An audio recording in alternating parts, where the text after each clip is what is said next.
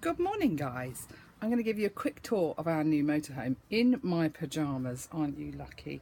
Sort my hood out. Hi, for those of you who've just joined me, my name's Jan Silver and I've been video logging my journey to and beyond the gastric bypass. I'm 8 weeks post-surgery, but this is the most exciting thing in my life at the moment. So I'm just going to give you a quick tour and then I'll sit down and chat to you.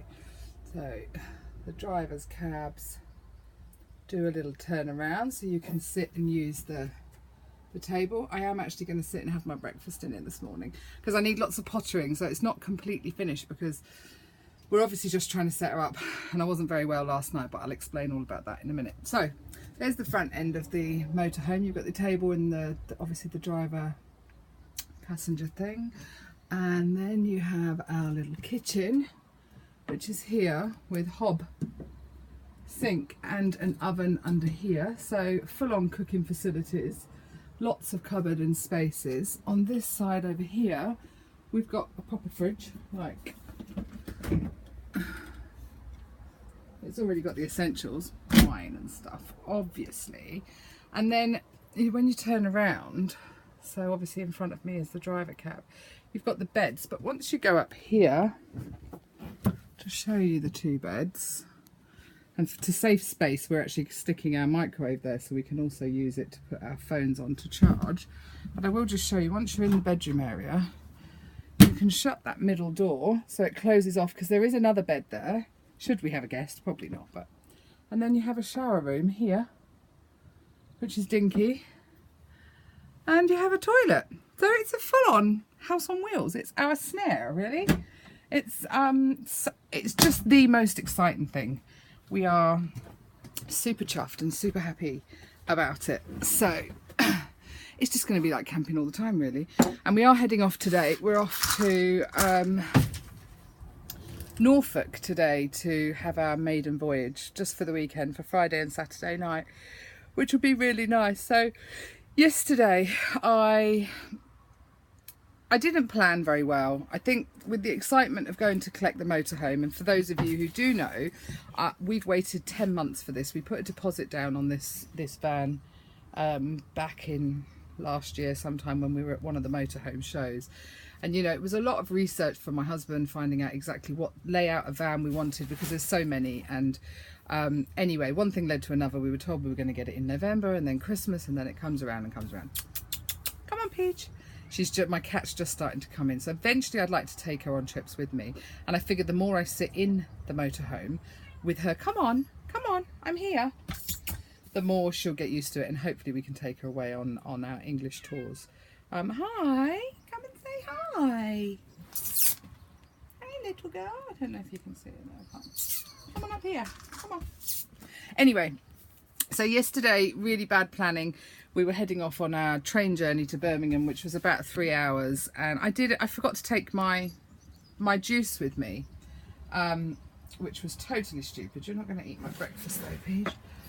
And that kind of set the day up badly, really. And I then bought water, and luckily I had my little squash juice, so I could drink it. That's Mummy's. Naughty. Daddy will tell you off if he sees you on the table, won't he? She's like, well, Dad's not here at the moment, Mum. Anyway, I'm totally distracted by my cat, obviously. She's my love. And yeah, so then lunchtime, we probably didn't eat till about 1:30, and we ended up in a services. The motorhome was steaming from the engine, brand spanking new, and it was kind of like shit. So we opted for fast food. We needed to get back to the depot to take the motorhome back, which prolonged the day. And I chose from KFC, I chose chicken pieces in a rice box, which I thought, okay, I don't have to eat all the rice. Anyway, I probably had 2 mouthfuls of chicken and it just didn't go down well. So I left that. I didn't eat. So really all day I never ate a thing. I had 1 bottle of water, which I'd added squash to, which clearly wasn't enough. And then in the evening, we were so busy, we didn't get back here till about 6 o'clock. Hadn't prepared or thought of any dinner. So we went to the local pub and I chose a children's menu. I had cheesy pasta, which I've had before. And oh my God, did it make me dump. Not initially. We were heading off shopping. I mean, our day hadn't finished at that point. So we had to go to Sainsbury's, make sure my son's got everything for house sitting here. And during going round Sainsbury's, I was feeling pretty rough. And I can't explain to you, you know, now I know that it is a dumping syndrome. You are wiped out. I literally stood in the middle of Sainsbury's and felt like I just wanted to lay on the floor and go to sleep. It's really bizarre. It comes over you slowly, but once it takes hold, and all the setting up of this motorhome that I was excited to do, I was even going to come and sleep in here last night. I couldn't do it. I got home and needed to go to bed, and I actually threw up for the first time last night. And I'm blaming myself because I don't think it was the pasta that caused me to have the dumping syndrome. I truly believe it was all a culmination of things throughout the day. You know, to not drink enough was just stupid. You know, I need to be totally prepared today. It doesn't matter what we're doing, and maybe it's a lesson. Whether I'll learn from my own lessons or not, who knows? You know, I'm my own worst enemy at the end of the day. And so yeah, I had proper dumping last night. I didn't have diarrhea, although this morning I've got a bit of tummy cramps, and it's not normal, put it that way. So I think it's all part of, you know, my body telling me yesterday I'd eaten nothing and I had drunk nothing, and I was paying for it. So, you know, this is a lesson to anybody. Plan your days, eat well, keep your fluids up, and a tiny bit of cheesy pasta shouldn't make you dump. I mean, I probably had, let's say they were pasta, like penne pasta, I probably had 6 pieces of it, and so really, you know, it shouldn't have made me dump, but it did. So there you go, there's my dumping syndrome. So hopefully that's over and done with. I'm up bright and breezy. I need to sort the rest of this out, pull off all the plastic off the covers, and hopefully have a lovely day. Come on up here. Hopefully have a lovely weekend in Norfolk. I'm also going to test run my metal detector this weekend, because I know the beaches in England, you're free to metal detect wherever you like there. So come on. Hey.